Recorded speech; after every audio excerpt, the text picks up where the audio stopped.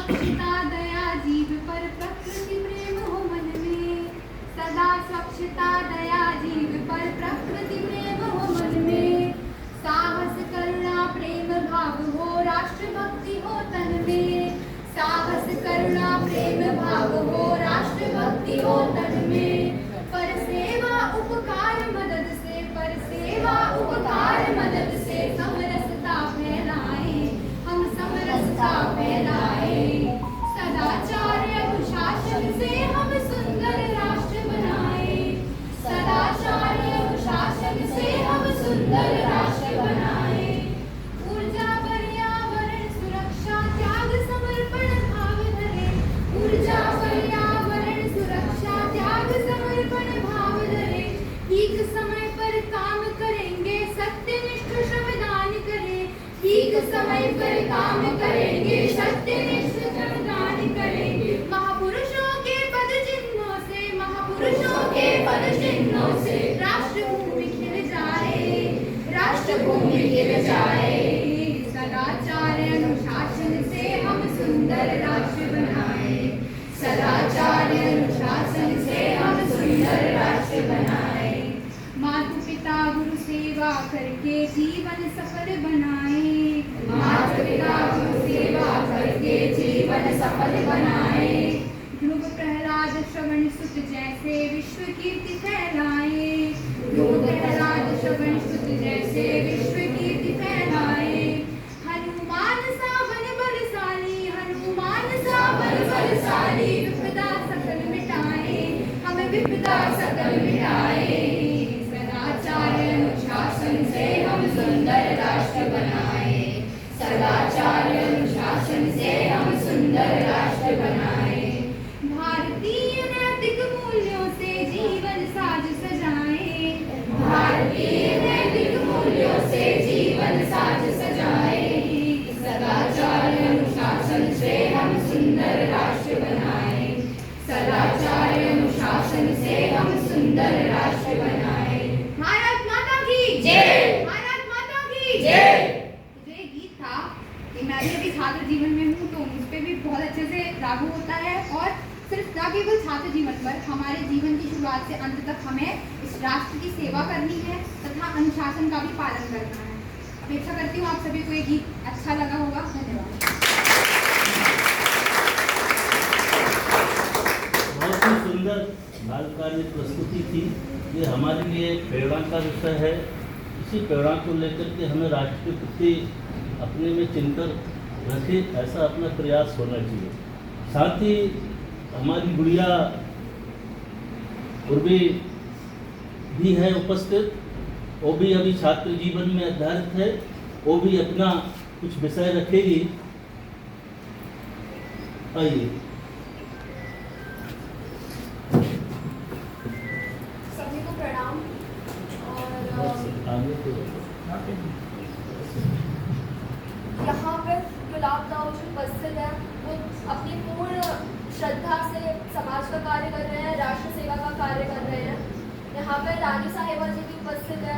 वो इतने अच्छे उससे, इतने सक्रिय रूप से देश के लिए काम कर रही हैं, तो उनको बहुत बहुत अभिनंदन। प्रधानाचार्य जी ने भी इनिशिएटिव लिया है, उनको भी बहुत बहुत अभिनंदन। तो आप सब लोग जानते ही होंगे, देश का नाम तो सभी जानते हैं, हम भारत देश में रहते हैं। और आज से कुछ वर्षों पहले, क्या आप में से किसी ने प्रधानमंत्री अटल बिहारी वाजपेयी का नाम सुना है? उन्होंने बोला था भारत एक केवल एक भूमि का टुकड़ा नहीं है, वो एक जीता जागता राष्ट्र पुरुष है। जीता जाता राष्ट्र पुरुष कैसे? इसलिए ना, क्योंकि वो देश हम युवाओं से बनता है, हम लोगों से बनता है। तो कोई भी राष्ट्र केवल और केवल किसी जमीन से तो नहीं बनता, रहने वाले उसमें लोग ही बनाते हैं।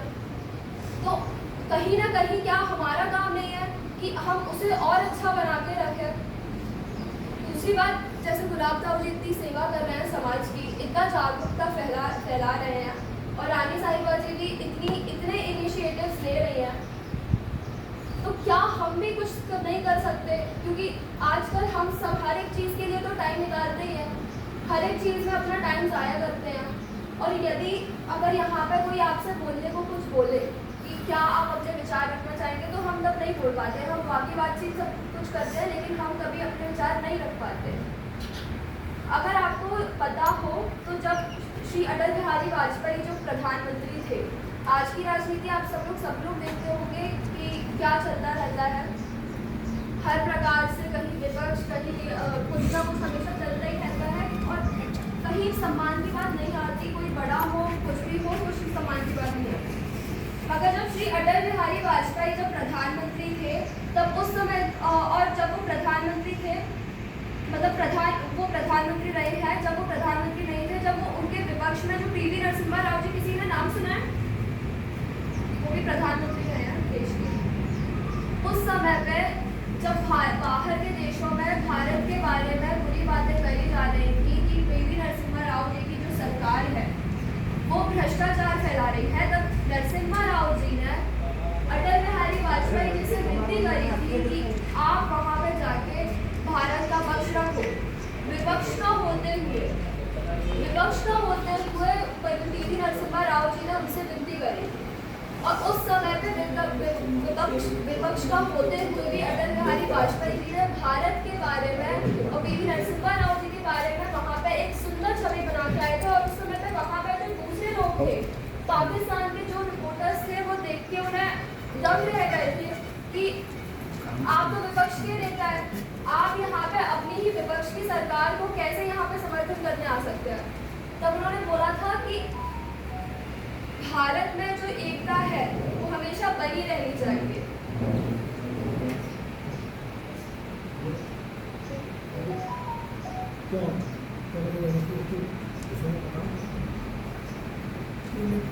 आप लोग जानते हैं कि कॉन्स्टिट्यूशन का जो निर्माण है, जो भारत का जो संविधान है, वो कब हुआ था? कोई बोलो।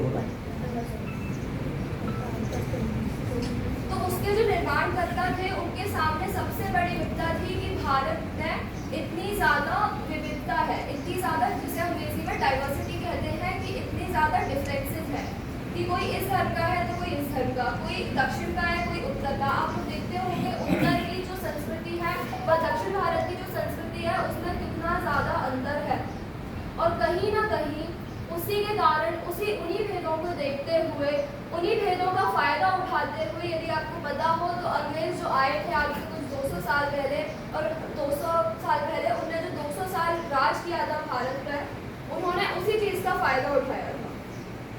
और उस टाइम पे जब वो केवल राजाओं से बात करते थे, तब आम जनता को फर्क नहीं पड़ता था। वो सोचते थे कि हमारा क्या होगा, ज़्यादा लोगों को फर्क नहीं पड़ता था। लेकिन धीरे धीरे वो सारे के सारे भारत का अपना हुकूमत जमाते गए, सारे के सारे भारतीय उनके गुलाम बन गए, और जो दशा दिशा हुई उस समय भारत के लोगों की, वो सबको पता है। जब ज्यूस का जो हत्याकांड हुआ था, उस टाइम पे केवल 6 मिलियन यानी कि 60 लाख ज्यूस मारे गए थे। और तो और, लेकिन वहीं भारत में जब अंग्रेज रहे थे, कम से कम 10 करोड़ लोग मारे गए थे भारतीय। ये ऑफिशियल डेटा है, क्योंकि जो असली डेटा है उसे तो लोग मानते नहीं है। दूसरा, अगर इस प्रकार कोई और आगे हमारी जो हमारे में जो एकता की जो कमी है उसकी फ़ायदा ना उठाए, इसलिए हमें एकता बना के रखनी चाहिए। जैसे हम सभी छात्र जीवन में, मैं भी छात्र जीवन में हूँ, और मैं देखती हूँ कैसे मेरे आसपास के जो बच्चे छोटी से छोटी बात पर लड़ते रहते हैं, हर छोटी से छोटी बात पे कुछ भी बहस करते रहते हैं, और जिसका कुछ महत्व होगा भी नहीं उसमें भी उन्हें बहस करना रहता है, लड़ना रहता है। वो एकता को ही प्रभाव करता है। तो अगर हम युवा हैं, हम देश के युवा हैं, हम ही देश को बनाएंगे। जो भी होगा आगे भारत में, जो भी होगा वो हमारे ऊपर डिपेंड करता है। अगर हम भारत के विरोध में कुछ करना चाहेंगे या भारत के लोगों के विरोध में कुछ करना चाहेंगे, वो भी हमारे ऊपर है। और अगर नहीं करना चाहेंगे, वो भी हमारे ऊपर है। देश की सेवा करना चाहेंगे, वो भी हमारे ऊपर है। और जैसे कि अभी सभी लोग शिक्षा ले रहे हैं, मैं भी अपने जैसे आप सब लोग 9वीं 10वीं के छात्र हैं, मैं भी 9वीं क्लास के छात्र हूँ। अगर हम शिक्षा ले रहे हैं, उसका केवल कारण ये, इसका केवल और केवल लक्ष्य ये नहीं होना चाहिए कि हमारे अच्छे नंबर आ जाए, सब लोग खुश हो जाएं। क्योंकि स्वामी विवेकानंद कहते थे कि शिक्षा शिक्षा का मूल उद्देश्य समाज की सेवा करना है। सब शिक्षा का मूल उद्देश्य सेवा भाव पैदा करना है। तो यही मैं कहना चाहूँगी, हमेशा और राष्ट्र को जानने के लिए कि क्या चल रहा है क्या नहीं चल रहा, थोड़े बहुत दिन में आधे घंटे तो निकाल ही सकते हैं, ज़्यादा से ज़्यादा 5 मिनट। फ़ोन तो सबके पास ही होते हैं और सारी चीज़ें हम फ़ोन में देखते हैं, तो कम से कम हम आधा घंटा तो निकाल ही सकते हैं कम से कम।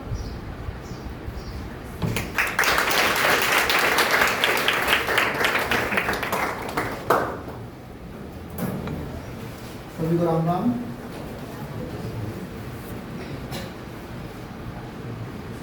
विद्यालय के सभी शिक्षकगण, स्वामी साहिबा, सभी को मेरा प्रणाम।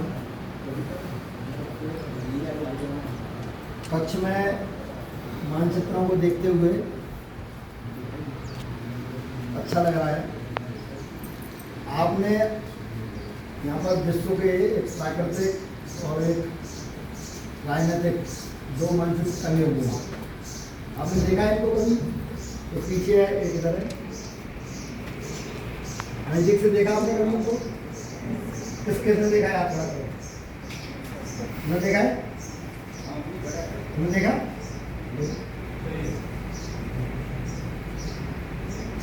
भारत हमारा देश है, ये कौन से महाद्वीप में है? आपसे प्रश्न है, भारत कौन से महाद्वीप में आता है? करो, जो आप खड़े करो, किसी को मालूम है? आप बताओ, गलत तो गलत, सही एशिया। बोलो, बोलना है ना, गलत बोलो तो सब चलेगा। बोलो, कोई बात नहीं। पूरे सभी महाद्वीपों को किसने देखा है? जो मानचित्र है इसमें सारे महाद्वीपों को किसने देखा है? किसी ने देखा है सारे महाद्वीपों को? क्योंकि तो मानचित्र जब टांगा गया है तो उसका उद्देश्य केवल टांगने के लिए नहीं टांगा गया, आप सब लोग उसे देखें बार बार, इसलिए टांगा गया है। किसने देखा है? सारे महाद्वीप किसने देखे? अच्छा, महाद्वीपों के कम से कम 6 महाद्वीपों के नाम कौन ले सकता है? आप खड़े 4। एक एक के नाम बोलते हो, कितने महाद्वीप नाम बोलते हो? अभी एक तो बोल दिया एशिया, और बता दो। आप बोलो, आप बताओ किसी महाद्वीप का नाम? यूरोप महाद्वीप, बहुत बढ़िया। आप अगला बताओ कोई। और बोलो, आप बताओ कोई। एशिया यूरोप हो गया, दूसरा तीसरा एशिया हो गया, यूरोप हो गया, हाँ, दक्षिण अमेरिका, बहुत बढ़िया। बैठो, आप बताओ कोई। आप में बताओ कोई। पाकिस्तान तो देश है, आप बताओ कोई। ऑस्ट्रेलिया, बहुत बढ़िया। तो यूरोप, एशिया, दक्षिण अमेरिका, ऑस्ट्रेलिया, और बताएगा कोई।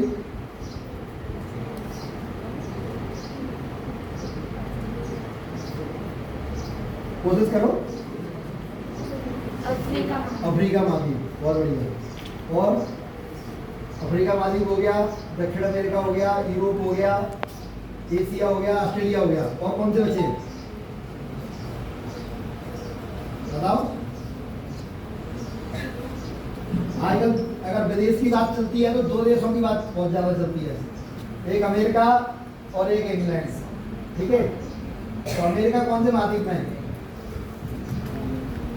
अमेरिका कौन से महाद्वीप में है? यूएसए, जैसे यूनाइटेड स्टेट ऑफ अमेरिका, संयुक्त राज्य अमेरिका के नाम से जानते हैं, कौन से महाद्वीप में है? वो उत्तरी अमेरिका में, ठीक है? एक देखो, ये यहाँ से शुरुआत इसलिए की हमने कि जो हमारी क्लास में उपलब्ध था उससे हमने शुरुआत की। आप सब लोगों के 9th 10th में वर्ल्ड का और भारत का मानचित्र किसने देखा है कि दिया हुआ है मेरी कक्षा में, सोशल साइंस में, सामाजिक विज्ञान की किताब में, या हिंदी की में, या साइंस की में? किसने देखा है मानचित्र 9th या 10th में? किसने देखा है कि मैंने वर्ल्ड मैप, विश्व का मानचित्र या भारत का मानचित्र देखा है? देखा है किसी ने? आपने नहीं देखा? देखा है तो हाथ खड़े करो ना, किसने देखा है? हाथ खड़े नहीं करना। आप तो करने नहीं, फिर आप पूछ लोगे। चलो पूछेंगे नहीं, किसने कृष्ण ने कहा नहीं पूछा कि वादा है। ठीक है, ठीक। तो अभी विश्व में 3-4 जगह कुछ समस्याएं चल रही हैं। कहाँ क्या हो रहा है, आप इन सब बातों से अवगत हैं क्या? विश्व स्तर पर कहीं आतंकवाद कहें या युद्ध कहें या मिसाइल अटैक, पेजर बम भी आए थे, पेजर यानी किसी ने पेजर चालू किया, उठाया और उड़ गए। ये घटनाओं के बारे में आप किसी को जानकारी है? कहाँ क्या हो रहा है? नहीं है आप में से किसी को? अभी युद्ध कहाँ चल रहा है? युद्ध चल रहे हैं, नाम सुने देशों के? युद्ध कहाँ चल रहा है अभी? किसका नाम सुने? कौन से देशों, 2 देशों के बीच में युद्ध चल रहा है। हाँ बता ब्रो, और यही तो हम जानकारी लेने आए हैं। खड़े हो बताओ किस देश में चल रहा है? और इजराइल में किससे चल रहा है? हाँ ईरान। हाँ अंदर अभी पूरी तरीके से घोषित नहीं हुआ है, अघोषित युद्ध चल रहा है। उसका एक आतंकवादी संगठन है हिजबुल्लाह, जो लेबनान में है, उसका पड़ोसी देश है, उससे चल रहा है। और फिलिस्तीन का जो हमास ग्रुप है गाजा में जो रहते हैं, उनसे चल रहा है। इसके अलावा लेकिन 2 देशों के बीच में युद्ध चल रहा है। अभी ईरान और इजराइल में अभी ऐसे आमने सामने की लड़ाई नहीं चल रही है, अभी तो छुपी लड़ाई चल रही है। 2 देशों में युद्ध भी चल रहा है अभी, और पिछले 1-1.5 साल से चल रहा है। बताओ रूस और यूक्रेन कौन से महाद्वीप में है? रूस और यूक्रेन रूस कौन से महाद्वीप में? आप मेरे को बताएगा रूस और यूक्रेन कौन से महाद्वीप में है? अगर हमें रूस और यूक्रेन जाना है तो देखिए गाड़ी उठाते हैं हम और जाते हैं, तो कौन सा रूट अपनाएंगे, कौन से देश पड़ेंगे बीच में, कैसे पहुंचेंगे वहां पर? तो उसके लिए जब पहुंचने के लिए सबसे पहले हमें उस स्थान के बारे में मालूम रहना चाहिए। इस दिशा में है वो, तो भारत से कौन सी दिशा में पड़ेंगे? चलो ये बताओ। चलो कोई बात नहीं, इसका मतलब ये है कि हमें अगर कोई चीज़ हमें उपलब्ध हुई है, अगर हमारी किताब में है या हमारे आसपास है, तो उसके बारे में हमें क्या करना चाहिए? जानना चाहिए, देखना चाहिए। ठीक है, तो रूस और यूक्रेन, रूस 2 महाद्वीपों में आता है। रूस एक ऐसा देश है, रूस, मिस्र और तुर्की, ये ऐसे देश हैं जो 2 महाद्वीपों में हैं। कौन से? जैसे रूस कौन से महाद्वीप में है, कोई बताएगा? रूस का एक भाग यूरल पर्वत से पूर्वी भाग जो है वो एशिया महाद्वीप में है, और पश्चिमी भाग वो यूरोप में है। ठीक है, और यूक्रेन यूरोप में है। दोनों कौन से धर्म को मानने वाली कंट्री है? कौन से धर्म को मानने वाले देश हैं दोनों? कौन से? सनातन तो भारत में ही खतरे हुए हैं। दोनों ईसाई धर्म को मानने वाले लोग हैं। ठीक है, कौन से धर्म को मानने वाले हैं? ईसाई। और दोनों आपस में लड़ रहे हैं। ठीक है, दोनों आपस में लड़ रहे हैं। एक के साथ अमेरिका, इंग्लैंड, ऐसे कुछ यूरोपियन देश हैं। रूस अपने आप में, रूस के राष्ट्रपति का नाम किसको मालूम है?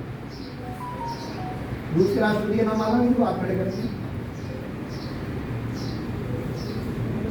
चलो कोई बात नहीं। व्लादिमीर पुतिन क्या है? पुतिन वहां के राष्ट्रपति हैं। ठीक है,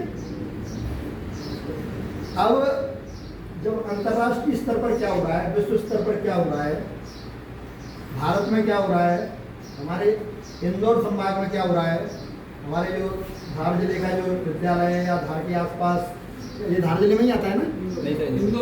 इंदौर में, ये पीछे की साइड धार में है। अच्छा, तो इंदौर में क्या हो रहा है, तो इन सब चीज़ों से हमें अवगत रहने की आवश्यकता है। अगर हम अवगत नहीं रहते हैं तो उसके हमें बड़े भयानक परिणाम भुगतने पड़ते हैं।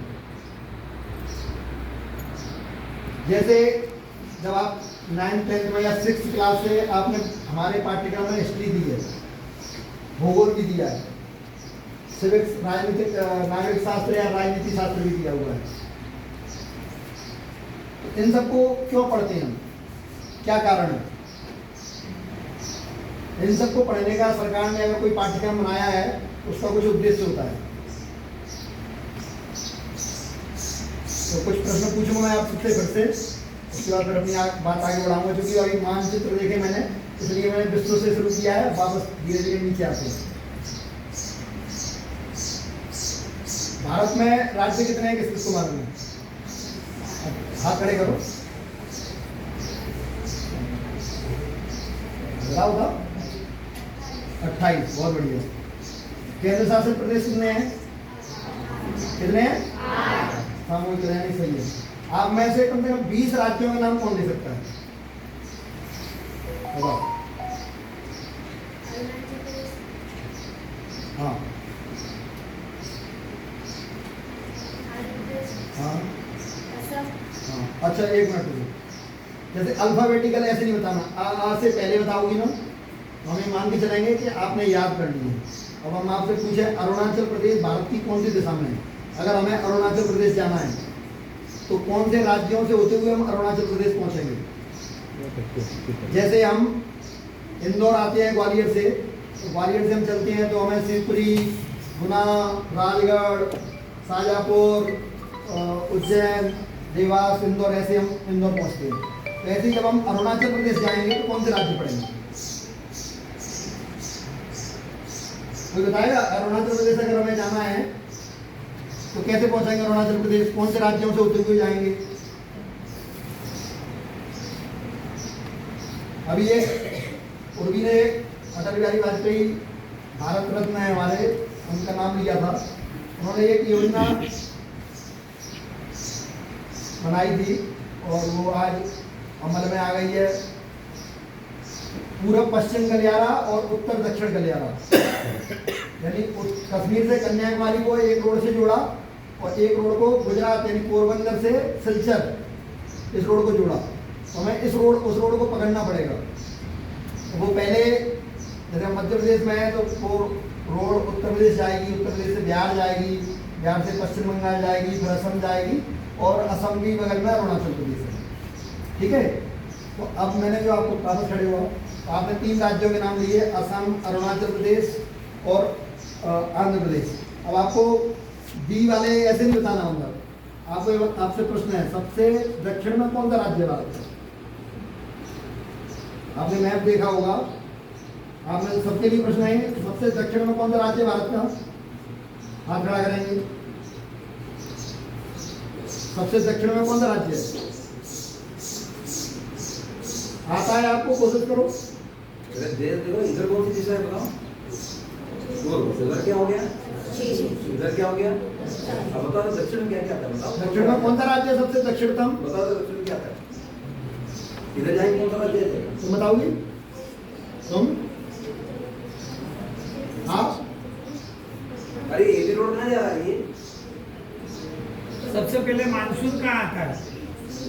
अपने देश में मानसून आता है, उसके पहले अपन बोलते हैं कि मानसून उस देश में आ गया, राज्य में। सबसे दक्षिण में है तमिलनाडु। कौन सा राज्य है? ठीक है, और सबसे पहले जो मानसून आता है, जो सर ने प्रश्न किया है, सबसे पहले मानसून कौन से राज्य में आता है? नहीं, केरल। कहाँ आता है? केरल में। तमिलनाडु भारत का एक ऐसा राज्य है जहाँ पर जो बरसात होती है, यानी जो मानसूनी जो समय है, जून से सितंबर अक्टूबर तक, उस मौसम में वहाँ बहुत कम क्षेत्रों में बरसात होती है। वहाँ पर बरसात का समय ही अलग है, यानी अब वहाँ से अक्टूबर से लेकर और दिसंबर जनवरी तक वहाँ बरसात होगी। लौटते मानसून उल्टा सिस्टम है। तो आप सब लोगों ने पर्वतों को पढ़ा है? किसने पर्वतों को पढ़ा है? भारत के कम से कम 4 पर्वतों के नाम कौन जानता है? हाथ खड़े करो। भारत के 4 माउंटेन पर्वत, गुनगुनाओ नहीं, हाथ खड़े करो, बोलना सीखो। आप में से कोई? ये कौन सा पर्वत है जो अभी हम आए यहाँ से, मतलब जाना पाओ से चंबल नदी का उद्गम स्थल है, तो ये कौन सी पर्वत श्रृंखला है? ये पहाड़ी में जो दिखती हैं, जब मानपुर से ऊंचे ऊंचे पहाड़ दिखते हैं, ये कौन सी पर्वत श्रृंखला है? विंध्याचल। कौन सा पर्वत है? विंध्याचल। और नर्मदा जी को जैसे ही पार करेंगे तो कौन सा पर्वत आ रहा है उस तरफ? नर्मदा के दक्षिण में कौन सा पर्वत है? सतपुड़ा। कौन सा पर्वत है? तो ये नर्मदा घाटी बोलते हैं ना, तो सतपुड़ा और विंध्याचल के बीच में से ये नर्मदा जी बहती हैं। ठीक है, 2 पर्वत हो गए। और सबसे गंगा जी कौन से पर्वत से निकलती हैं? हिमालय। कहाँ से निकलती हैं? हिमालय। और कौन से राज्य से? राज्य कौन सा है? गंगा जी का जो उद्गम स्थल है कौन से राज्य में है? हाँ, उत्तराखंड। कहाँ से निकलती है? उत्तराखंड। एक हिमालय पर्वत हो गया, उत्तराखंड का जो उत्तरकाशी में जिला गंगोत्री स्थान है वहां से निकलती हैं। 3 पर्वत हो गए। उसके बाद और बताओ, भारत के सबसे पुराने पर्वत कौन से हैं? कौन, किसने उत्तर दिया अभी?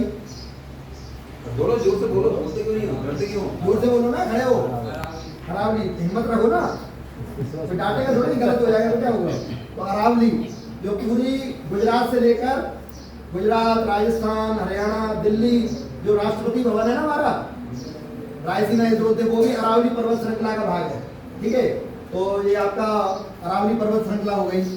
ऐसे ही एक पर्वत है पश्चिमी घाट, उसे बोलते हैं वेस्टर्न घाट अंग्रेजी में। साथ में सह्याद्री पर्वत और मलय पर्वत भी बोलते हैं।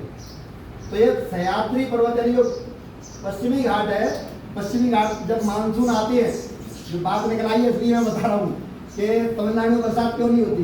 तो जब मानसून आता है तो ये पश्चिमी घाट को क्रॉस नहीं कर पाता और वहीं बरसने लगता है।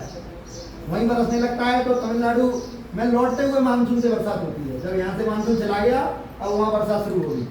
जब कभी आप चेन्नई, तिरुपति या मदुरई जाओगे तो आपको इस मौसम में बरसात दिखेगी वहाँ पर। ठीक है, चलो आगे बढ़ते हैं।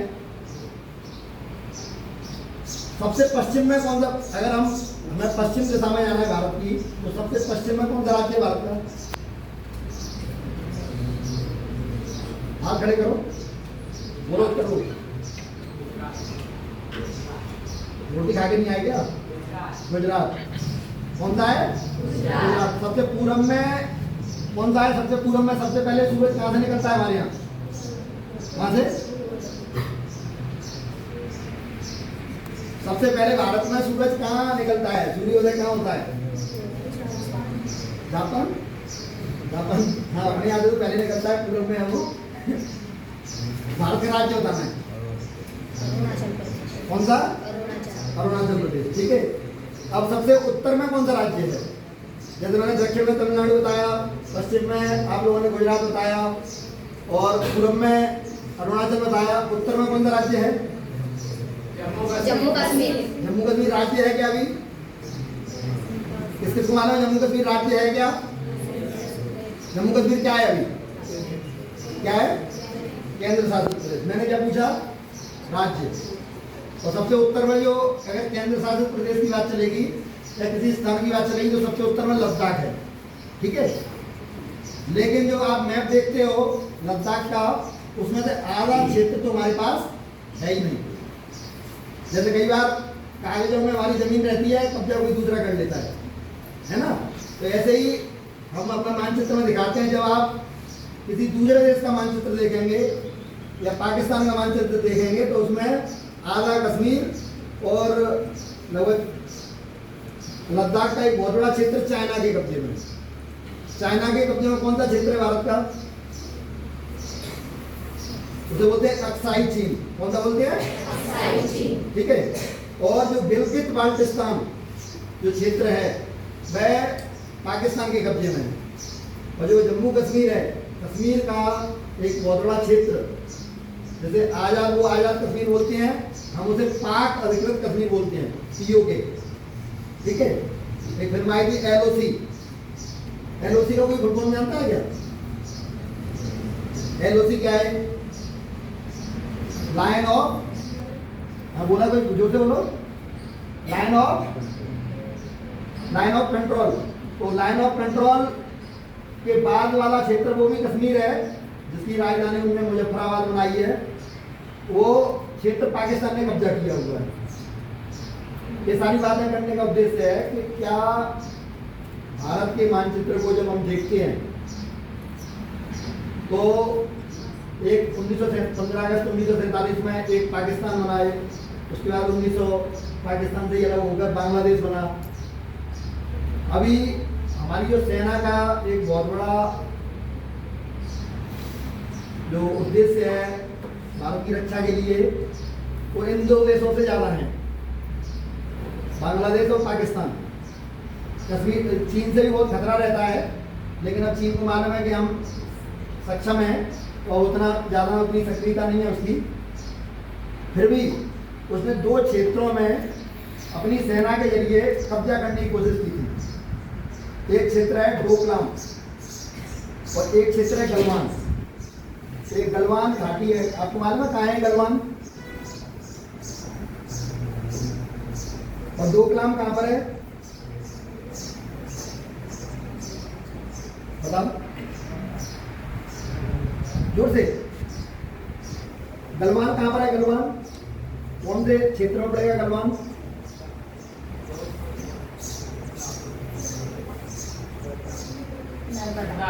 लद्दाख। कहाँ पर है? लद्दाख। और डोकलाम है सिक्किम के पास में। ये सब बातें क्या होता है जब देश में कुछ चल रहा होता है, जैसे भारत की सेना ने, भारत की सीआरपीएफ जो अर्धसैनिक बल है, केंद्रीय सुरक्षा बल, उसके ऊपर एक हमला हुआ था पुलवामा में, पुलवामा अटैक। भारत ने उसका बदला लेने के लिए 2 अटैक किए थे पाकिस्तान के ऊपर। उनके ऊपर एक के ऊपर शायद फिल्म भी बनी है, उरी के ऊपर फिल्म बनी थी, सर्जिकल स्ट्राइक के ऊपर। और एक बालाकोट के ऊपर हमला हुआ था। बालाकोट का नाम सुना किसी ने? ग्वालियर से और अंबाला से हमारे मिराज विमान उड़े थे और वहां पर पाकिस्तान में आतंकवादी ठिकानों को ध्वस्त किया था। अब ये कई बार ऐसा लगेगा डोकलाम, गलवान, बालाकोट, उरी, पुलवामा, इनसे क्या लेना देना? हमारा लेना देना क्यों है? जहां पर भी हमारे देश के वह क्षेत्र जहां पर धर्म परिवर्तन की स्थिति बनी है, जहां पर हिंदू धर्म को छोड़कर, सनातन धर्म को छोड़कर जब किसी दूसरे धर्म में हमारे देश के लोग चले गए हैं या उनको लोभ लालच में ले लिया गया है, तो वहां पर कई जगह समस्याएं पैदा हैं। जैसे कि आपको यहाँ समस्या नहीं दिखेगी, लेकिन जिन क्षेत्रों में धर्मांतरण हुआ, मतांतरण हुआ, वहाँ बड़ी विकराल समस्या है। भारत का एक अभी ऐसा राज्य है जो भी भयंकर आपस में लड़ाई झगड़ा चल रहा है, वहाँ पर एक दूसरे को मार रहे हैं। कौन सा राज्य है? यहाँ पर दंगे चल रहे हैं अभी। बांग्लादेश तो देश है, हमारा पड़ोसी देश है। राज्य कौन सा? पश्चिम बंगाल से भी ज्यादा चल रहे हैं। और कौन सा? मणिपुर। कौन सा? मणिपुर। मणिपुर में 2 जातियां आपस में लड़ रही हैं। कौन कौन लड़ रहे हैं आपस में मालूम है? कोई बताएगा वो 2 कौन लोग लड़ रहे हैं आपस में? कोशिश करो। वहां 2 समुदाय, एक मैतेई और एक कुकी, दोनों का आपस में, मतलब ये मान के चलो उन्होंने अपनी अपनी आर्मी टाइप की बना ली है, क्योंकि भारत सरकार तो चाहती है कि उनके दोनों लोग अपने हैं। तो कुकी जो है वो मांग करते हैं कि हमें कुकी लैंड चाहिए। क्या चाहिए? अब लैंड संबंधित भारत का एक कौन सा राज्य का नाम बताओ जो जिसके आगे लैंड जुड़ा हुआ है? कौन सा? बहुत बढ़िया, शाबाश, नागालैंड। अब आप बताओगे कि जैसे Holland, Poland, New Zealand, England, Switzerland, ठीक है, तो ये भारत में कोई नागालैंड के अलावा कोई लैंड है क्या? तो ये बाहर के लोग हैं, तो यानी स्विस लोगों का स्विट्जरलैंड हो गया, अंग्रेजों का इंग्लैंड हो गया, है ना। न्यूजीलैंड में भी वैसे अंग्रेज ही रहते हैं। तो कहीं ना कहीं ईसाई धर्म को, यानी उनकी भूमि, अंग्रेजों की भूमि, लैंड यानी भूमि, तो ऐसे ही नागालैंड का अर्थ क्या हुआ? नागाओं की भूमि। तो अब मणिपुर में वो जो कुकी लैंड मांग रहे हैं, कुकी लैंड का मांग रहे हैं, यानी उन्हें कुकियों की भूमि चाहिए। क्यों चाहिए? क्योंकि अब ये मान के चलते हैं कि हम मैतेई जो कि हिंदू धर्म को मानने वाले हैं, हम इनके साथ नहीं रह सकते। जैसे भारत का बंटवारा किस आधार पर हुआ, आप सब लोग बताएंगे किस आधार पर भारत का बंटवारा हुआ था? कोई बात बताएगा आप खड़े करके बताओ। सांप्रदायिक था। क्या सांप्रदायिक, क्या विषय था, क्यों मांग हुई? ऐसा मत सोचो कि मैं दोबारा प्रश्न बोलूंगा, ये आपके उसको संवाद को बढ़ाने की प्रक्रिया है, इसलिए कोई डरो मत, दोबारा प्रश्न पूछ लिया जाएगा। क्या मतलब है, किस आधार पर सांप्रदायिकता सही है, इसको थोड़ा सा और डिफाइन करो और परिभाषित करो।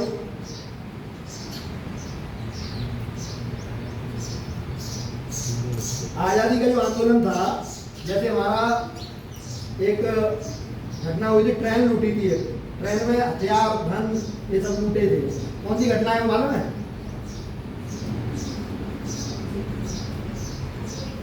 शाबाश, बहुत बड़ी ताली हो जाओ सब। तो काकोरी कांड में उसमें उनके क्रांतिकारियों के एक आदमी के नाम मालूम है क्या? बोलो बोलो, आता है आपको? राम प्रसाद बिस्मिल। सरफरोशी की तमन्ना अब हमारे दिल में है, देखना है जोर कितना बाजू है कातिल में है। तो राम प्रसाद बिस्मिल के साथ एक क्रांतिकारी और थे, उनके समय 4 से क्रांतिकारी, जैसे 8-10 क्रांतिकारी थे, लेकिन हम 4 से क्रांतिकारियों के नाम जानते हैं, बाकी सब लोगों के। और कौन थे उनके साथ? राजगुरु नहीं थे उसमें, अशफाक उल्लाह खान। कौन थे? राजेंद्र लाहिड़ी, ठाकुर रोशन सिंह, ऐसे प्रमुख व्यक्तित्व थे। उस समय जब आज़ादी की लड़ाई चल रही थी, तो उस समय हिंदू मुस्लिम सब आपस में, एक क्रांतिकारियों में कोई भेद नहीं था, सब मिलकर देश को आज़ाद करने के लिए लड़ रहे थे। कोई राजनीतिक तौर पर, कोई क्रांतिकारी के तौर पर, कोई हथियारों के दम पर, कोई विचारों के दम पर। तो मोहम्मद अली जिन्ना पाकिस्तान के पहले गवर्नर जनरल या पाकिस्तान के जनक, वह भी कांग्रेस के नेता हुआ करते थे। जो हम एक गीत पढ़ते हैं, सारे जहां से अच्छा हिंदुस्तान हमारा, इसके राइटर कौन है, कोई बताएगा? किसने लिखा है गीत? इकबाल। अंग्रेजों ने उन्हें सर की उपाधि दे दी थी। तो वही इकबाल क्या मांगते हैं? पाकिस्तान की मांग करते हैं। वो कहते हैं कि हम हिंदुओं के साथ मिलकर नहीं रह सकते, हमें अलग वतन चाहिए। और 20-30 साल ऐसा संघर्ष चला कि एक तरफ आज़ाद होना है अंग्रेजों से, दूसरी तरफ देश में कई जगह कत्लेआम चल रहा था। वो क्षेत्र थे वर्तमान का बांग्लादेश और वर्तमान का पाकिस्तान का क्षेत्र, साथ में भारत के भी कई क्षेत्र थे, बिहार में, उत्तर प्रदेश में, जहाँ जहाँ मुस्लिम बहुसंख्यक थे वहाँ कत्लेआम चल रहा था। तो मांग मान ली गई और धर्म के आधार पर, काय के आधार पर? धर्म के आधार पर देश का बंटवारा हुआ कि हिंदुओं के लिए हिंदुस्तान और मुस्लिमों के लिए पाकिस्तान। भारत ने अपने आप को सेकुलर देश मान लिया कि यहाँ पर कोई भी रह सकता है जो अपना देश मानता है इसे। तो एक बड़ी संख्या चली गई, लेकिन अधिकांश 50% यहीं रुके रहे। और रुकने के बाद देश में ईसाई मिशनरियों के द्वारा जो धर्मांतरण किया गया, वह धर्मांतरण की गति ऐसी रही कि जो हमारा पूर्वी भारत है, जिसे हम पूर्वोत्तर भारत भी बोलते हैं, नॉर्थ ईस्ट भी बोलते हैं, तो नॉर्थ ईस्ट में कौन कौन से स्टेट आते हैं आपने जो बताएगा? जैसे अगर हम पूर्वोत्तर भारत की बात करें, तो हमें पूर्वोत्तर भारत जाना है या नॉर्थ ईस्ट भारत में जाना है, तो कौन से राज्यों में जाना होगा हमारा? ये नॉर्थ ईस्ट क्या है, पूर्वोत्तर भारत क्या है, कौन कौन से राज्य आते हैं इसके अंतर्गत?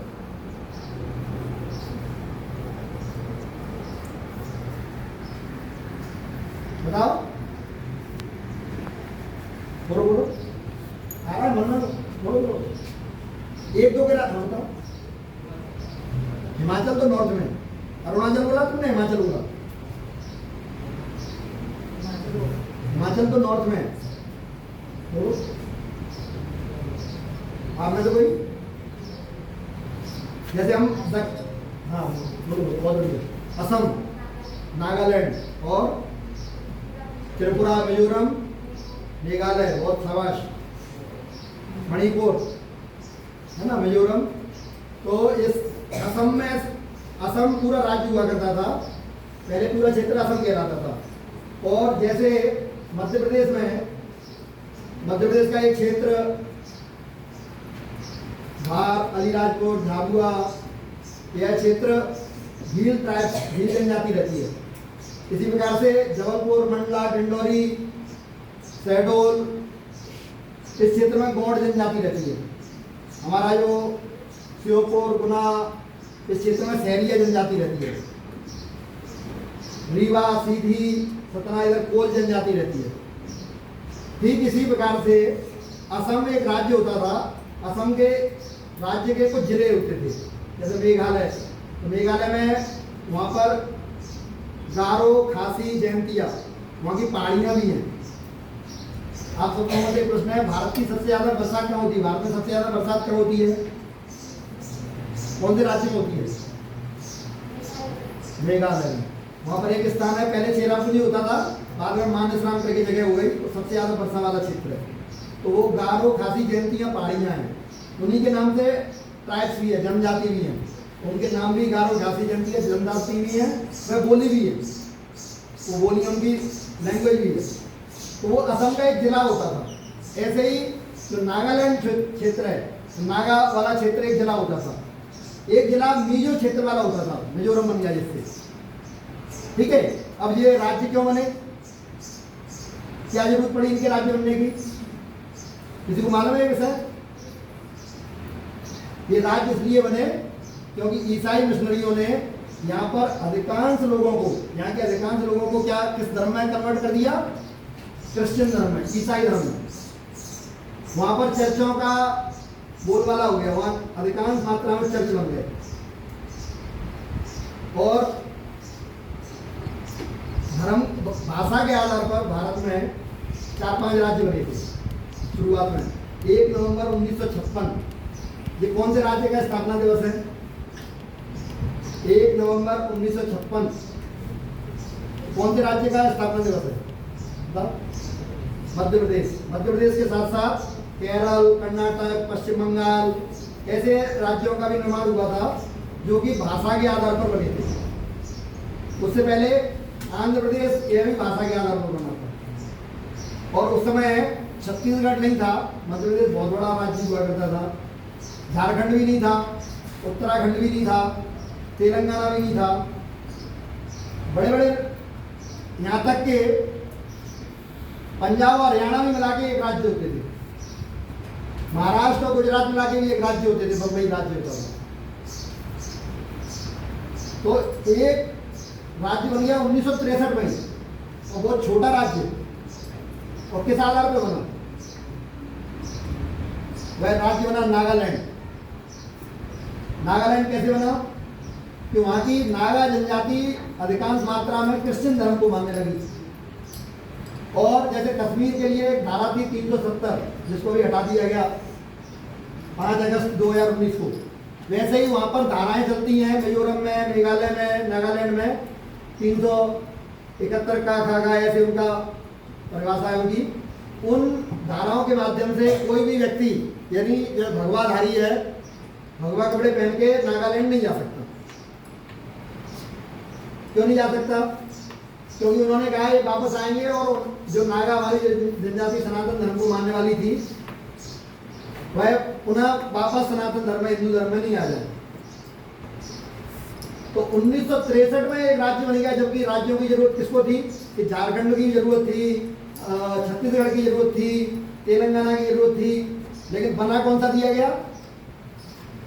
नागालैंड। तो कहीं ना कहीं हमारे देश में हमारी बॉर्डर जो सीमाएं हैं, वो आज हम यहाँ सेंटर में बैठे हैं, मध्य प्रदेश, हृदय प्रदेश कहलाता है, हम अपने आप को सुरक्षित महसूस करते हैं। लेकिन जब जो बॉर्डर वाले क्षेत्र हैं, सीमावर्ती क्षेत्र हैं, वहाँ पर आतंकवाद के माध्यम से, साथ में मतांतरण यानी धर्म बदलवा के, जैसे हमारा दक्षिणतम केंद्र तमिलनाडु का राज्य, वहाँ पर जो क्षेत्र है कन्याकुमारी बिल्कुल समुद्र से लगा हुआ है, 3 समुद्र मिलते हैं वहाँ पर। ये भी प्रश्न है आप सबसे, कौन कौन से 3 समुद्र मिलते हैं कन्याकुमारी में?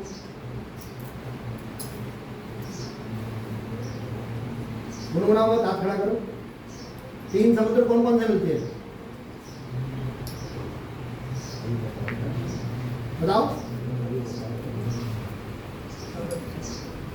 चलो, हाँ, बंगाल की खाड़ी,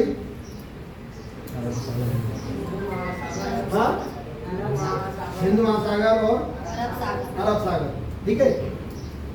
तो कन्याकुमारी जो क्षेत्र है वहां पर लगभग 80-85% लोग कन्वर्ट हो चुके हैं क्रिश्चियन धर्म को मानने वाले। उसके पास में ही जो है तूतीकोरिन, वह भी लगभग 70% कन्वर्ट हो चुके हैं। जो हमारा कश्मीर क्षेत्र है वह ऐसा क्षेत्र है कि जहाँ पर आतंकवादी इतने साल तक पलते रहे, उसका मूल कारण कि वो हिंदू धर्म को मानने वाले नहीं थे। जो नागालैंड की मैंने बात की, साथ में मणिपुर में जो अभी आतंकवाद चल रहा है, तो जो कुकी लोग हैं वो कुकी लैंड की मांग कर रहे हैं, जो कि पूरी तरीके से क्रिश्चियन हो चुके हैं, ईसाई हो चुके हैं, और उन्हें अपना एक राज्य चाहिए। तो वो बर्मा से लगा हुआ क्षेत्र है, बर्मा से उन्हें आतंकवाद फैलाने के लिए हथियारों की सप्लाई मिलती है। इसके साथ साथ जो हमारा जैसलमेर और बाड़मेर जो क्षेत्र है, जहाँ जैसलमेर में एक स्थान है जहाँ पर अटल बिहारी वाजपेयी जी के समय में परमाणु विस्फोट हुआ था। किसी को मालूम है कौन सा क्षेत्र है वो? क्या नाम है उस जगह का जहाँ परमाणु टेस्ट हुआ था भारत का? बताओ बताओ। शाबाश, पोखरण, तालियां बजाओ सब। अब पोखरण में वहां पर एक संत चुनाव लड़ते हैं, हमारे लिए आस्था के केंद्र होते हैं संत हमारे। तो वहां पर एक मुस्लिम जो कि डॉन है बहुत बड़ा, यानी पुलिस भी उसके मारे थर्राती थी, वो वहां से विधायक बनता है। तो सीमा से लगा हुआ क्षेत्र है पोखरण, और सीमावर्ती जो क्षेत्र रहते हैं वो संवेदनशील होते हैं राष्ट्र की सुरक्षा की दृष्टि से। ऐसे एक फलौदी स्थान है, तो यहाँ पर जबरदस्त मुस्लिम पॉपुलेशन है। ये सब बातें बताने का उद्देश्य है कि जब हमें अपने देश की सीमाओं के बारे में मालूम नहीं रहेगा तो हमें देश की समस्याओं के बारे में भी मालूम नहीं रहेगा। आप सब लोग अपने देश के नक्शे को, विश्व के नक्शे को, अपने प्रदेश के नक्शे को बहुत गहराई से हमें उसका अध्ययन करना है। अगर हम भारत माता से, जो भारत माता की जय बोलते हैं, तो भारत माता की जय बोलते हैं, तो भारत माता की जय तभी सार्थक होगी जब हम जागरूक रहेंगे, जागरूक देश के जागरूक नागरिक बनेंगे। नहीं तो क्या होगा कि नागालैंड जब कोई व्यक्ति जाता है तो उससे यही कहा जाता है कि आप भारत से आए हो। जैसे कश्मीर में कभी लोग बोलते हैं, अभी चुनाव में कवरेज आता है तो कश्मीर में लोग, जो भी पत्रकार जाते हैं, जो भी लोग जाते हैं, उनके साथ बदतमीजी होती है। कोई मान के चलते हैं कि ये भारत के हैं, हमें अलग देश चाहिए। नागालैंड भी अपने आप को अलग देश मानता है, कारण कि उन्होंने भारत की जो संस्कृति है, भारत के जो महापुरुष हैं, उनको मानना बंद कर दिया। और उसका मूल कारण रहा मदर टेरेसा जैसे व्यक्तियों को, जिन्होंने देश के 2-4 करोड़ लोगों को ईसाई धर्म में मतांतरित किया। उन्हें भारत रत्न दिया जाता है, उन्हें नोबेल पुरस्कार मिलता है। क्या अभी हम हमारे प्रभुपाद स्वामी जो सनातन धर्म के लिए इस्कॉन की स्थापना की, यूरोप में, अफ्रीका में, अमेरिका, उत्तरी अमेरिका, दक्षिण अमेरिका, सारे देशों में काम कर रहे हैं, तो वहाँ पर अधिकांश लोग अगर सनातन धर्म को मानने वाले बन जाएं तो वहाँ की सरकार क्या उस देश का सबसे बड़ा पुरस्कार देगी उन्हें? उल्टा उन्हें भागने के लिए मजबूर करेगी। कश्मीर, अमेरिका में हम देखते हैं कि कई भारतीयों की हत्या कर दी जाती है, जो यहाँ से जाते हैं कि अमेरिका एक अच्छा देश है और यहाँ पर हम कमाएंगे खाएंगे, वहाँ पर उनके ऊपर आक्रमण होते हैं। उनका एक अपना राष्ट्रवाद जाग उठता है और हम अमेरिका के गुण गाते हैं। तो ऐसे ही अगर हम भारत को सुरक्षित रखना चाहते हैं आने वाले वर्षों तक, तो उसके लिए आप विद्यार्थी हो तो हम आगे चलकर कभी किसी नौकरी में जाते हैं, कोई सामाजिक काम करते हैं, कोई उद्योग धंधा व्यापार करते हैं, तो ये सब चीज़ें कब सफल हो पाएंगी? जब देश सुरक्षित रहेगा। देश सुरक्षित कब रहेगा? जब वहाँ के लोग देश के प्रति देशभक्त रहेंगे, देश प्रेम की भावना होगी। और देश प्रेम की भावना कब खत्म हो जाती है? जैसे हम भारत पाकिस्तान का जब मैच होता है तो देखते हैं कि पाकिस्तान जिंदाबाद के नारे लगाए जा सकते हैं, या कोई देश इंग्लैंड के जीतने की प्रार्थना करने लगे, भारत के हारने की प्रार्थना करने लगे। ये सब क्यों होता है? क्योंकि उन्होंने अपनी आस्था का केंद्र यानी भगवान राम कृष्ण की बजाय उन्होंने किसी दूसरे व्यक्ति को अपना आस्था का केंद्र मान लिया, और हम केवल सेकुलरिज्म में बने रहे, केवल धर्मनिरपेक्षता में बने रहे। तो जैसे रूस और यूक्रेन आपस में लड़ रहे हैं, दोनों ईसाई कंट्री होने के बावजूद लड़ रहे हैं, लेकिन भारत में ऐसा नहीं होता। इसलिए भारत का सशक्त होना, मजबूत रहना बहुत जरूरी है। 5 मिनट और। आप में से 20 महापुरुषों के नाम कौन ले सकता है?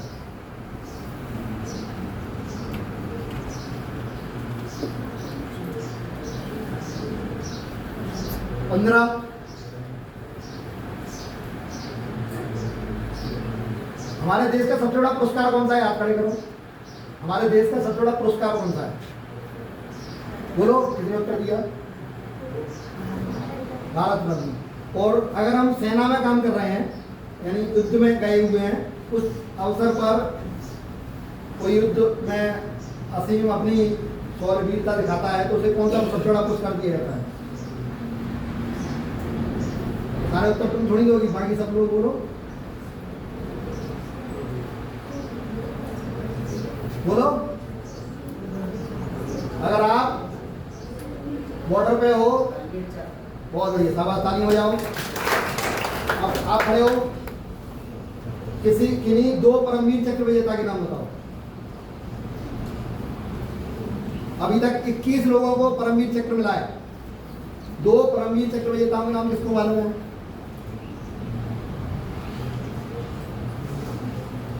और लगभग 53 लोगों को, 53 लोगों को भारत रत्न मिल चुका है। तो कम से कम 10 भारत रत्न के नाम मालूम किसी को? अभी हाल में ही 4-6 महीने पहले ही 5 लोगों को भारत रत्न मिला है। उनमें से किस किस को अखबारों में, समाचार में पढ़ा होगा? 5 लोगों को भारत रत्न मिला। किन किन को भारत रत्न मिला?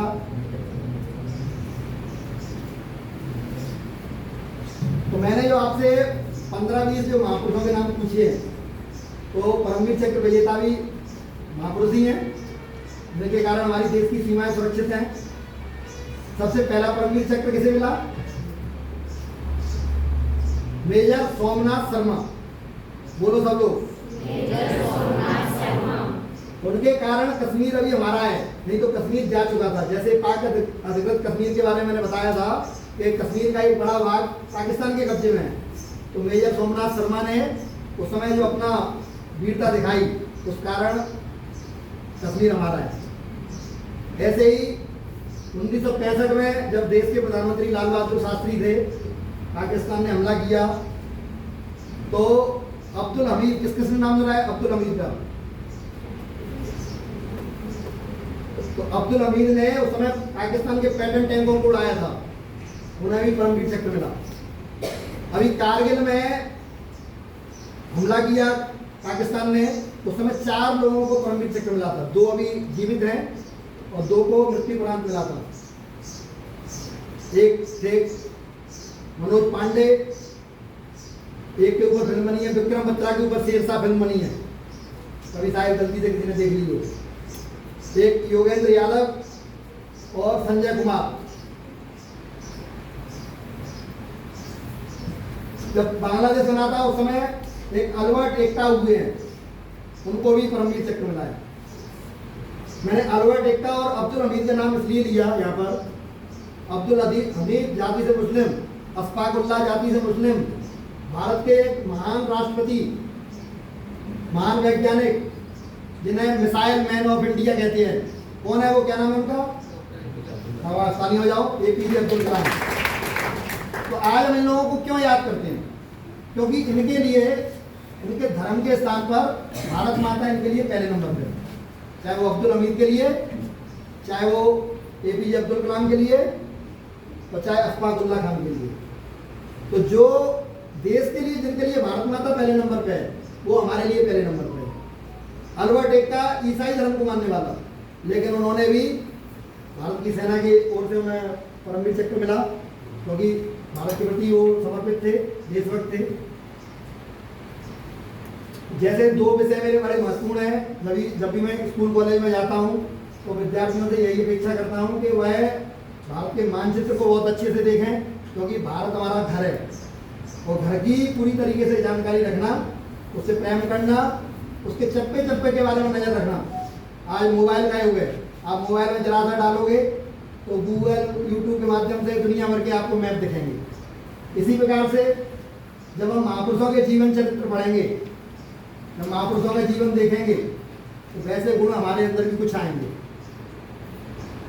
और जब आप सत्संग कर लेते हैं, जब आप अच्छे लोगों का सत्संग करते हैं, अच्छी किताबें पढ़ते हैं, तो कभी आप गलत दिशा में नहीं जाएंगे। ये वह दौर है, अभी हम कच्ची मिट्टी है।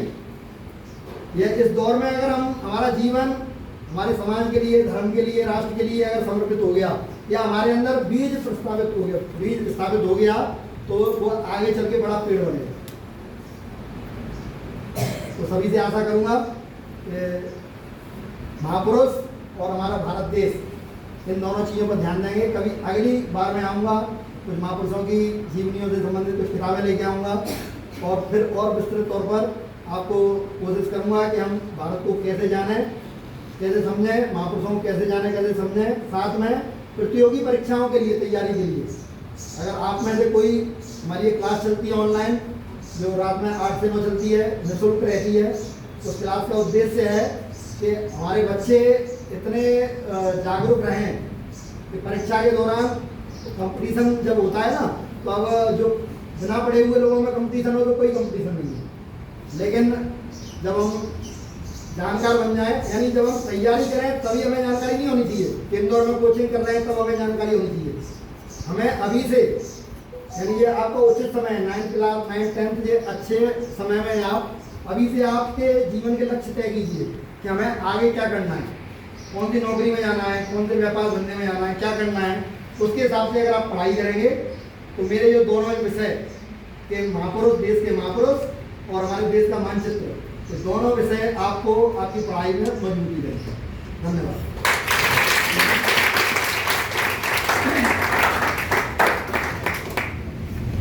बहुत बहुत धन्यवाद। अविनाश जी ने शिक्षा संबंधित जो विषय रखा वही हमारे जीवन का आधार है। हम सभी यहाँ पर उपस्थित हैं, हम भी इसी मार्ग से होते हुए यहाँ तक पहुँचे हैं।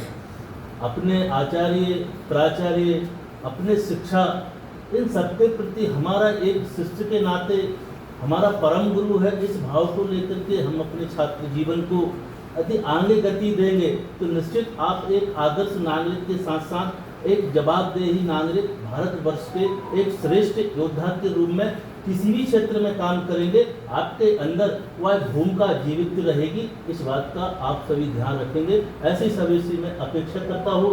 हमारे प्राचार्य जी ने, समस्त शिक्षक परिवार ने समय दिया, इन सभी का मैं हृदय से अभिनंदन करता हूँ, स्वागत करता हूँ। जय हिंद, जय भारत।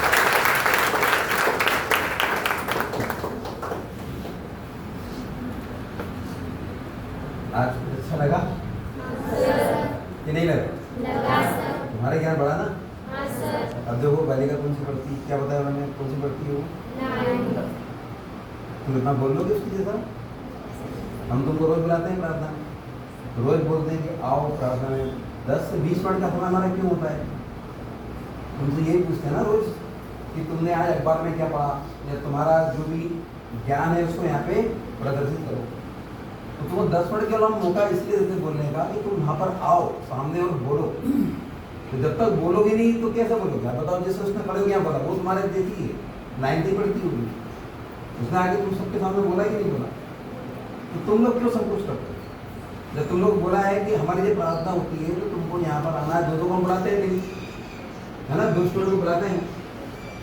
अब कल अपने मन से आना, किसी को हमको बुलाने की जरूरत नहीं पड़े। तुमने जो भी पढ़ा, कोई अखबार की कोई खबर हो, है ना, या जिसके बारे में तुमको थोड़ा बहुत भी नॉलेज हो, जैसे वो कहा दोस्तों ने यहाँ के कोई श्लोक बोले थे, या कोई भी जानकारी हमारी संबंधित, शिक्षा संबंधित हो या हमारे देश से संबंधित हो, तुमको यहाँ पे आके बताना। अभी तो देश संबंधित बहुत सारी चीज़ें आदरणीय तौर पर मिली, बहुत सारी चीज़ें मिली, तो मैं यही कुछ कोशिश करना चाहूँगा तुम लोगों से, तुम कल अपने मन से आना। अब हमको बुलाने की जरूरत नहीं पड़ेगी, चलो 2 जने आ जाओ और बोलो, तुम खुद बोलो। तुमको तो जानकारी प्राप्त होगी, लेकिन तुम्हारे इतने जो साथी हैं इनको भी मालूम पड़ेगा, उनको भी जानकारी प्राप्त होगी। तो अब कल से ये नहीं होना चाहिए कि चलो तुम आओ, ये मैं नहीं बोलूँगा। अपने मन से आओगे। अब झगड़ना कि सर मैं जाऊँगा, आज मैं जाऊँगा, ऐसे झगड़ा होना चाहिए, ठीक है। तो वो गतिविधि कल से अब बुलाना नहीं पड़ेगा, सबको भी आवाज लगाना पड़ती है कि आ जाओ, है ना, हमें बुलाना पड़ता आ जाओ। अब कल से सर भी नहीं बुलाएंगे, मैं भी नहीं बुलाऊंगा। अब देखते हैं कल कौन झगड़ा करके मन से आता है, सर पहले मैं जाऊँगा, ठीक है। तुमको जो भी जानकारी है, अभी जितनी जानकारी बची है उसमें तुम जो भी पढ़ते हो उसको बराबर जो है यहाँ पे तुम प्रदर्शित करो।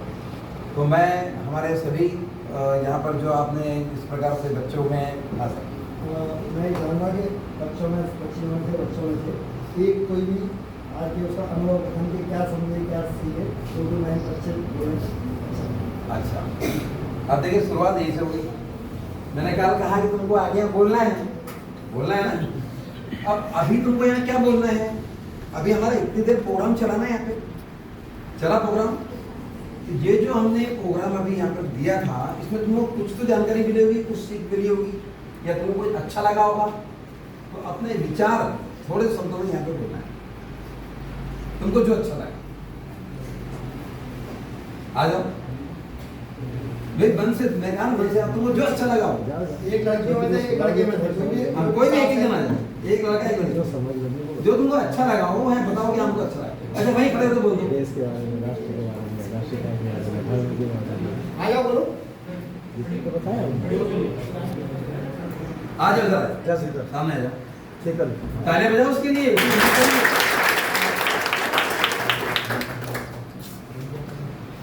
अपना नाम बताओ मुझे।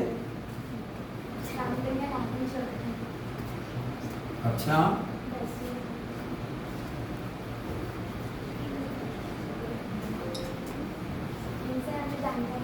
हमें अच्छे से करना चाहिए और बहुत सारी जानकारी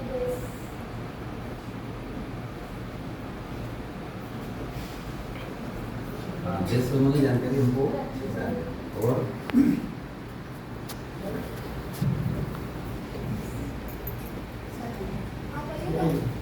बहुत बढ़िया। लेकिन आप मन से है ना, मन से इसलिए तालियां जोड़ जाओ। मन से आना है My name is सीता जीवन चौधरी, कक्षा 9। हमारे राष्ट्र के प्रति हमारे जीवन में जुनून होना चाहिए कि हमारे राष्ट्र के लिए हम कुछ करें, कुछ बने, जैसे कि दीदी ने बताया, इन्होंने बताया। और ये भी दीदी जो हमारे साथ 9th क्लास में, हमारे जैसे 9th क्लास में पढ़ते थे, जो हमें इतना बोलने का जुनून, पर हम स्कूल में घबराते हैं, हिचकिचाते हैं कि कुछ बोलेंगे तो सब कुछ बोल नहीं दे, चिल्ला नहीं दे, इसलिए हम डर के बोल नहीं पाते हैं। तो हमें डरना नहीं है और कोशिश करना है कि कुछ बोले, कुछ करे और आगे बढ़े। बहुत इसने अभी एक चीज कही, इसको गौर से सुना कि हम कुछ बोल देंगे, कुछ कर देंगे, सर मार देंगे, कुछ कर देंगे। उनको एक ही चीज पे बोला है कि एक चीज की मार पड़ेगी बस। कौन सी बोली बताओ? स्कूल नहीं आनी। एक मार पड़ती है कि स्कूल वाले को मार पड़ती है कि सर मार पड़ती है? एक मार पड़ती है कि स्कूल नहीं आए। तो कहा स्कूल आओ, तुमको स्कूल बैठने टाइम से तुमको जैसा पढ़ना है वैसा पढ़ो, तुम्हारे साथ पढ़ाई तुम्हारे हिसाब से होगी। तुम क्या पढ़ना चाहते हो तो पढ़ाई के लिए तुमको आज तक किसी सर ने नहीं मारा और आगे भी भविष्य में तुमको कोई भी नहीं मारेगा। इसलिए तुमको ये बोलते हैं कि तुम बोलो। अभी जैसे उत्तर या प्रश्न पूछे उसके तुमने जवाब दिए, चाहे गलत हो, फिर गलत नहीं दोगे तो फिर बोलना कैसे सीखोगे, है ना, बोलना सीखोगे। ठीक है, चलो लड़कों में से अपने मन से आ जाओ, अपने मन से आ जाओ, जल्दी से आओ, कोई भी एक जन आ जाओ, चलो आओ जल्दी आओ। मैं भी उसने कितने से बोला, उल्टा हो जाएगा कि लड़कियां संभालती हैं, तुम लोग संभाले, ऐसा लग रहा है। कल से 2 छुट्टी करके आना पड़ेगा रिबिन बांध के। चलो आ जाओ, कोई भी आ जाओ, जल्दी करो, जल्दी। चल जल्दी आ जाओ, कोई भी एक आ जाओ। हाँ भैया, हाँ, आ जाओ, आ जाओ। जो हमने भी सीखा है या हमको जो सीखना चाहिए हमको क्या करना चाहिए उसके लिए 2 शब्द बोलना है। अभी तुमको बताया तुमको क्या चीज समझ में उसको समझ में आ गई, हमारे लिए अवसर है। उसने बोल दिया कि चलो आ जाओ।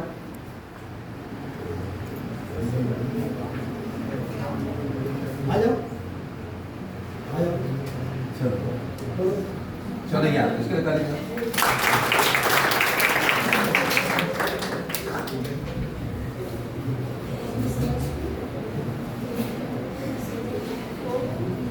मेरा नाम अंकित आवाज, पिता का नाम राजेश आवाज। और जो इन्होंने सिखाया है, सर ने सिखाया है, बहुत अच्छे से सिखाया है। पूरी दीदी ने फिर सिखाया। एक मिनट और, आप सब लोग मेरा नंबर नोट कर लीजिए। जो मैंने बताया कि आप में क्षमता है यहाँ जो क्लास में आके मुझे अच्छा लगा, क्योंकि नहीं तो मैं बहुत छोटे लेवल तक केवल मध्य प्रदेश लेवल तक बात करता। तो उस नंबर पे आप अपना नाम और क्लास और अपने गांव का नाम ये मुझे भेज देंगे, मैं व्हाट्सएप ग्रुप में ऐड कर लूँगा। जूम ऐप पर क्लास चलती है हमारी डेली 8 से 9। हमारे दूसरे भी सब लोग हैं, वह भी क्लास में आते हैं।